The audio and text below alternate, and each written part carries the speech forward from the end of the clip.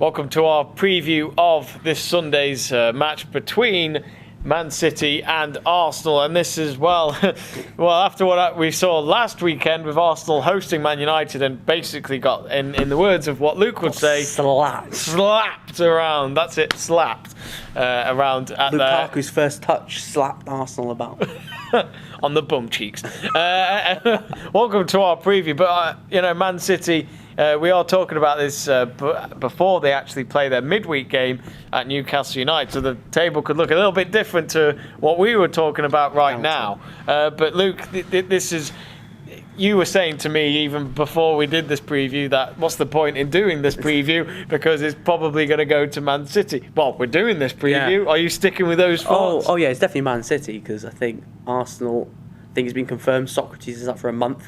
And he's arguably been their best defender this season. And Koscielny's not. And Koscielny's, I think his face has been busted in, I think. Slapped. Yeah, slapped about.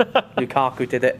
And then Jesse Lingard moonwalked over it. And it also said on Wikipedia at one point that Emirates Stadium is owned by Jesse Lingard. You see what he tagged in on Instagram? It was like location dance floor. Yeah. Yeah. So yeah, like Arsenal this season have been like, obviously they had their massive 22-game unbeaten run, but like it sort of papered over the cracks. They were lucky to get through certain games.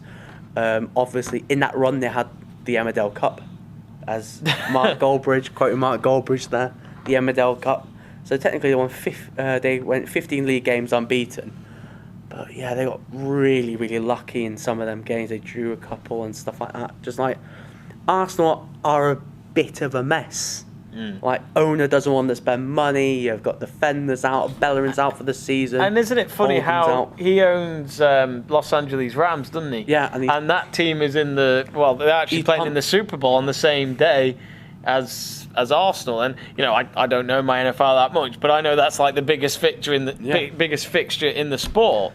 Yeah, it's obvious that he doesn't care about Arsenal. Like, like City's owners, they're willing to spend the money to get the team to win, like even to compete.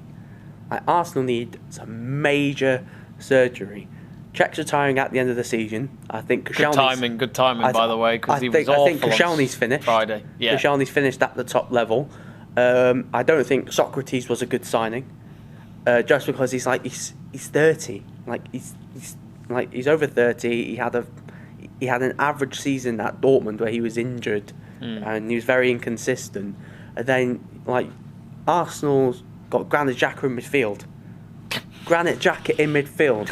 And when DT says, he could get into City's or Liverpool's midfield, get lost. Xhaka is so bad.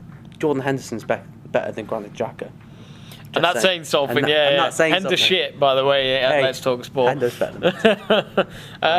But with Man City as well, I have a feeling it could be a goal fest, like 4-0 or something like that. It could be as many as City want it to be, and I think they're going to probably use this game to send out a statement, just like Liverpool did at Anfield, where we beat Arsenal 5-1. I reckon City will concede. Obviously, I think City have been very, very good at home this season. They've only conceded 10 goals, but scored 40. And Arsenal's away record is not great. They've scored 22, conceded 22.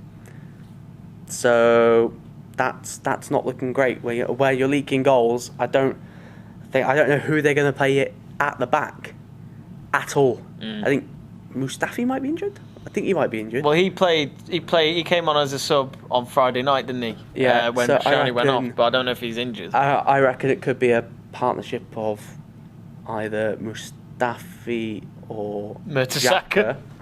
No, Mertesacker's retired. Oh, he's retired? Yeah, he's the head of the academy, I think. Do you remember when Mertesacker played his last game for Arsenal and he was the best defender on the pitch? Kept Diego Costa in his pocket. Yeah, that was crazy. No, but I reckon it'll be like a Stefan Lichtsteiner Mustafi partnership with Ainsley Maitland-Niles and